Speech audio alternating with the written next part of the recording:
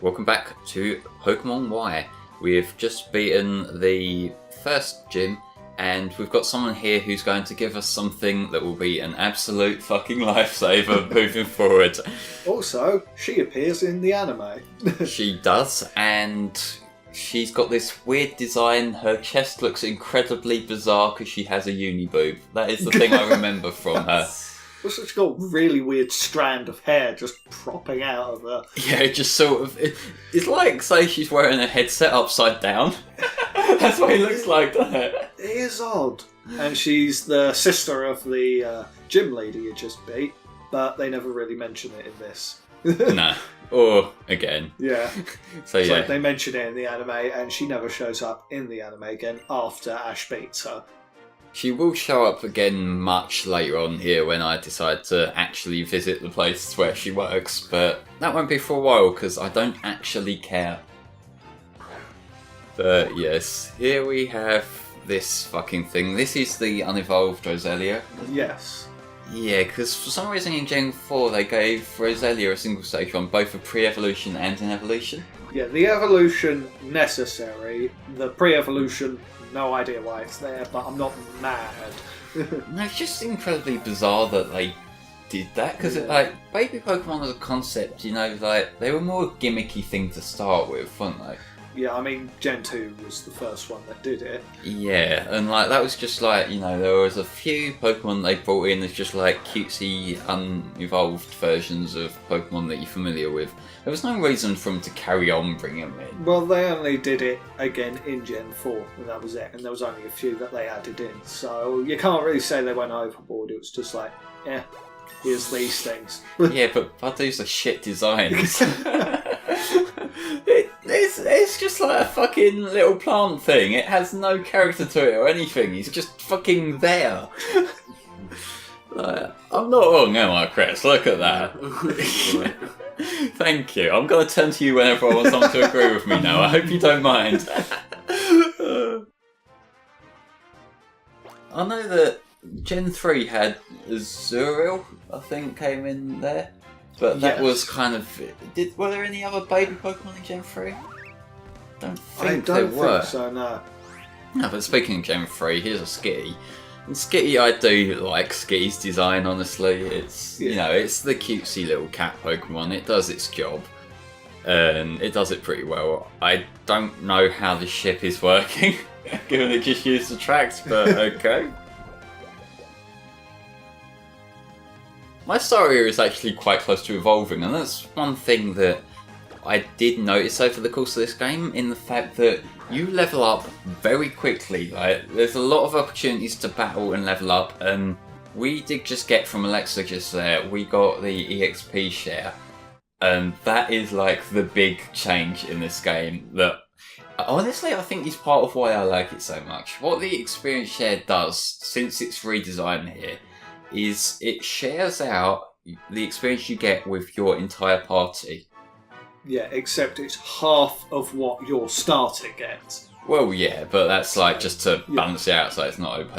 But even though it pretty much is, as by the end of the game, you will own anything that even dares to stand in your way. Yeah, like, I think by the end of the game, my Pokemon are, like, touching 70, when even the Pokemon League, they're, like, mid-60s. So, like, you know.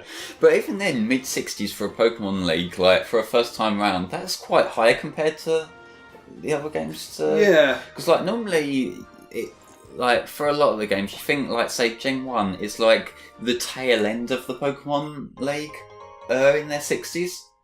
Like, in fact, I think like maybe that is like the cap. I seem to think like Lance's Dragonite, like the strongest one is 60, and then it's just like the rival that are in their 60s. Whereas like, you know, here to have that as a thing, it's just like there's more to it, I guess. And then obviously countering that with like Gen 2, where they're in their 40s. But that is possibly the reason why they haven't had any other games where like there's a second region, that because like it kind of tinkers around with the balancing and that. Although you could argue that they could always sort of build higher. because like I think Red in Gen 2, he caps off at 80, 81 I think his Pikachu is. So yeah, it depends how they want to go about balancing it, but you know, that's its own kind of thing for people who actually know how to do that to decide, and not me. Plus, in Gen 5, they introduced the fact that when you go back to challenge the Elite Four, they're stronger than the previous time, which is nice. Well, Fire Red and Leaf Green did that. Did they? Oh. Yeah, because like the second time you go around and they start bringing in like Pokemon from the other regions and that, and they're just a lot more powerful. Oh, right. Because if you remember, I had my fucking like Geoelli and Sinnoh, Charizard and Dragonite just completely murder the fuck out of them, which was fun. And then of course I also took the opportunity to go and beat up some fucking level 3 Caterpies with them, because god damn it, I need my power trip.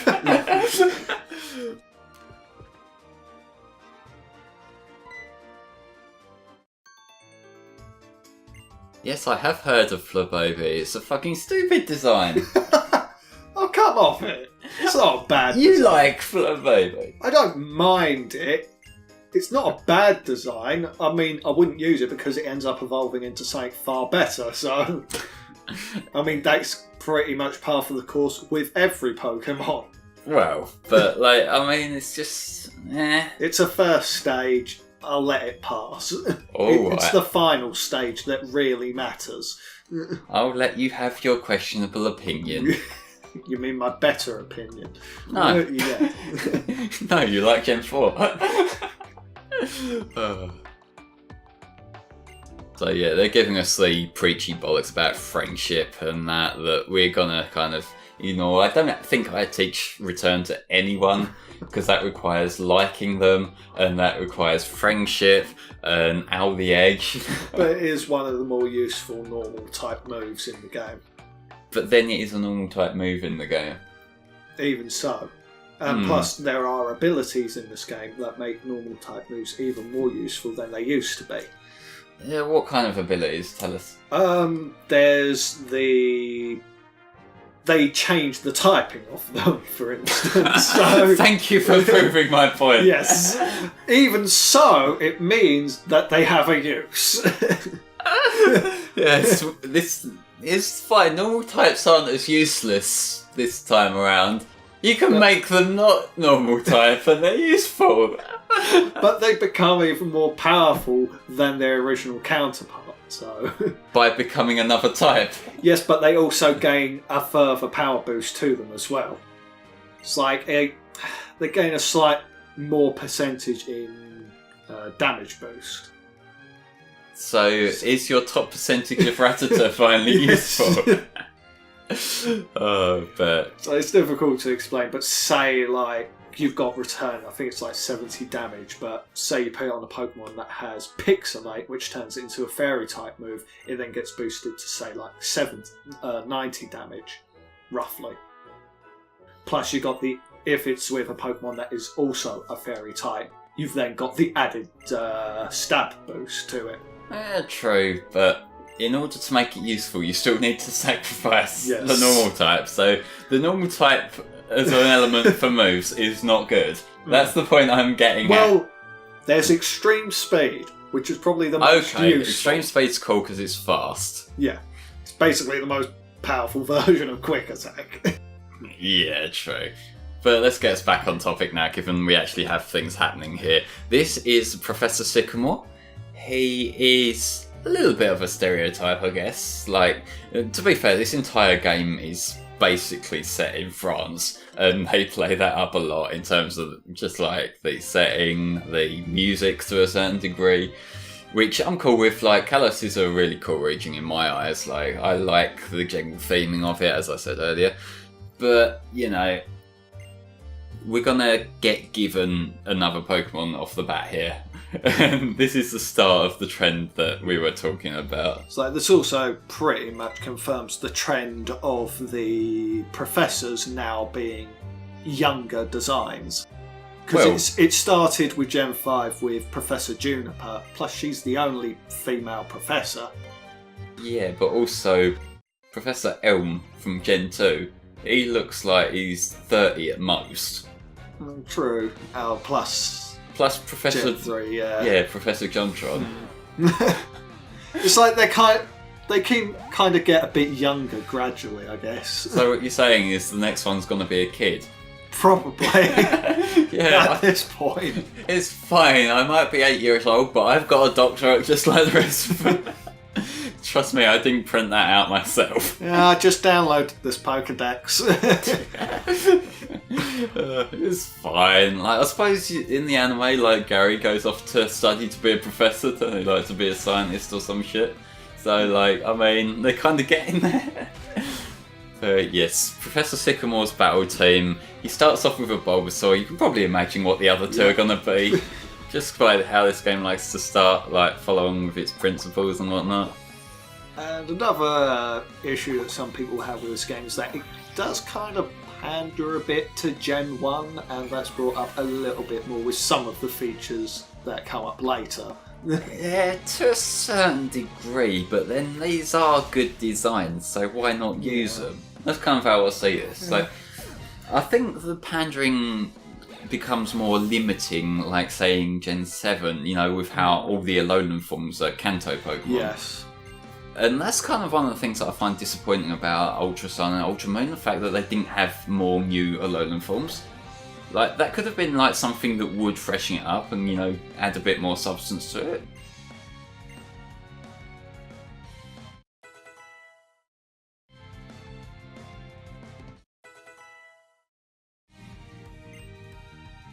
I will say that I think, on the whole, from what I've played through up to like the first couple of trials, and also what I've seen, Ultra Sun and Ultra Moon feel like they have a bit of an identity issue.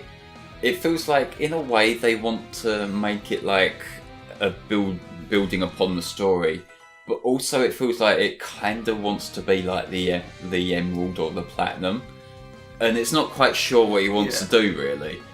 And I don't really think it's substantial enough to be its own thing.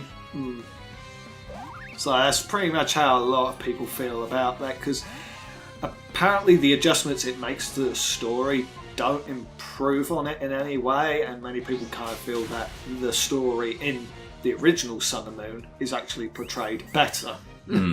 Like, I have spoiled myself on the Team Rainbow Rocket thing. Yeah. That seems fan-wanky as fuck. Yes, I mean, for goodness sake, out of all of the teams that you would think would be leading all of the teams, it'd be either, in my opinion, Galactic or Plasma. Not the original team, which is just the Mafia.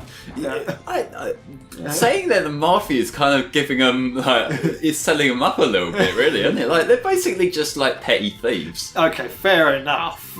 Like, they're ruling over. You got like fucking like Cyrus, who he had this weird thing about like existence and whatnot. I can't remember the exact things from Gen 4. Then you got like Maxie and Archie, who like wanted to overtake the entire planet with like land or with like water, and like they've got all these weird fucked up bizarre plans that are like could be devastating, led by fucking guy who sends his minion to nick a TM for digs from some house somewhere. Not to mention the fact that Giovanni has Mewtwo. Well, yeah, but like that's one thing comparing to like if you think of like all the shit that went down with like Gen 3, and you know they've got like Groudon and Kyogre with their landmass and their like drizzle and all the natural element stuff, and then you got the biggest threat of all, Peter from Gen 5. Yeah, like one of my proudest achievements is that I'm blocked by Peter on Twitter. Because like they were doing one of these, like it was on the night of Pride, and they thought they'd jumping and try and make themselves look like good guys by just changing their avatar to have the rainbow in it. And I just screen capped that and tweeted at them saying, "Yeah, this is accurate. Peter is pretty gay," and they blocked me. But yes. Did you see which Pokemon I just picked? Yes, it was pretty obvious what you were going to go with. There is only one true option. And that's why I picked Squirtle. You arsehole. I was not paying attention, you dickbag. Well, so the thing is, like, we will see the good one later in the game. That's a promise I can make. But I just thought, given I already have the... Okay. Like, it's a Charmeleon that I'm going to trade it over as later in the game. And I'll be able to show him off and his evolution. And, you know, I'll be doing plenty of cool shit with that. So I thought I might as well take this opportunity to get myself a good water type for my team. So I'm sort of double dipping. Alright, fair enough. I'll let it pass. So, over the course of the thing, like, I'll be showing off a few different starters from the different games, just because, you know, I want to, you know, keep it fresh, and I'm not going to get that much mileage out of Chestnut once it becomes Chestnut, so fuck it. And here they hint at the new feature, Mega Evolution. Yes. We'll see that unveiled properly quite a little way down the game, actually, like a few gyms in. But they're hinting that Mega Evolution can possibly evolve Pokemon further beyond, and it's a kind of temporary thing, but you know, we'll see more of it over the course of time. And that's why, for the rest of this part, we've got to make friendly small talk with the other people in the in the lab. I really like what she says. Here's a way to befriend more Pokemon. Here's this move that will damage it so much, but it won't knock it out. It will just know that you're causing pain to it still. Well, see, if you're the captor but you've shown mercy, then you can enforce Stockholm Syndrome, and that's how you make friends. Yeah, you're learning. Meanwhile, I've got to go back to the institution tonight. Oh, God. Yeah. So it's like, you know, you can. It's the joke that's being made a lot about, like, the comparisons to, like, dogfighting and that sort of shit. But it does make you think, kind of. Yeah. It's a little bit morbid. But again, there is also the added, another one of the added features in this game, Pokemon Me. Yeah, which I'm not going to be showing that off in particular. But if you do want a game where you can rub your Machamp's crutch and make it smile, then yes, Pokemon X and Y are the games for you. Oh, that's terrible. But I mean, come on, everyone's tried it. I haven't. Yes, you have. I haven't. I don't have a Machamp, so... You've tried doing something inappropriate. I haven't. Stephen? I haven't. I genuinely haven't. Then why are you smiling? Because it's a hilarious idea. Okay. At least you're giggling at my immaturity. Here we have a new character who has a lion's mane for some reason. This is Lysander. He is fucking bizarre.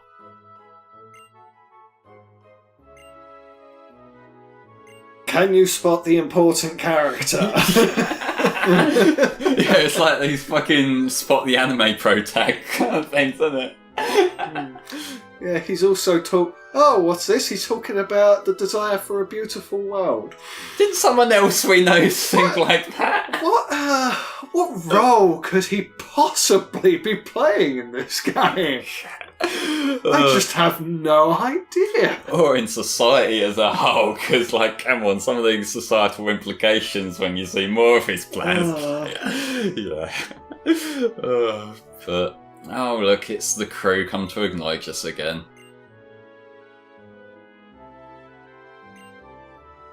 So I think one of the things we haven't really touched on with the character designs in X and Y is that they do look a bit, in their artwork, they do look very elongated. I think that is just an art style thing. It's not something that has ever bothered me, and honestly I kind of prefer it to some of the other Pokemon designs where they make them look really young. So that was kind of a bit of a problem I had with the redesigns for Omega Ruby and Alpha Sapphire. It's like, Brendan and May, they make them look like really little kids. And it just, like, I know they're meant to be 10, but like, it feels a little bit more exaggerated compared to like how they used to be. I don't know, I didn't think they looked particularly like young kids in They really stuff. do. I think they just come off as sort of like mid-teens in a way, especially with Brandon. Is that his name, Brandon? It's Brendan. Brendan, alright. I quite like their designs in that. They definitely feel more like late teens in a way. With their designs. They're definitely aging up those characters here, which I kind of appreciate. It's kind of like, a bit more of a mature kind of character design behind it. But, like, how is that guy not breaking his back with that bag? I don't know. Like, seriously, it's bigger than him. But that person there's taking advantage of the fact that they can now sit down after roughly nearly 20 years. Yeah, that's got a bit of pain, isn't it? Like, I haven't been able to sit down ever in my life. There's this new invention called a bench. I can't wait to try it out. Oh, God. Yeah, we sort of make our own human. Then again, there is a guy in Gen 1 who is sitting down. No, what's happening there is he's actually a time traveller. It's like that one scene from that fucking Charlie Chaplin film that, like, they had what looked like someone on a mobile phone, and that's a conspiracy theory about how he was a time traveller. That's what that guy was in the Pokemon world. I love conspiracy theories. I do, but these weird wacko conspiracies, like, there's these, like, complete idiots out there who think the Earth is a sphere. Well, we all know that is a conspiracy by the globe companies to sell more globes. That is why that is. Yes, of course.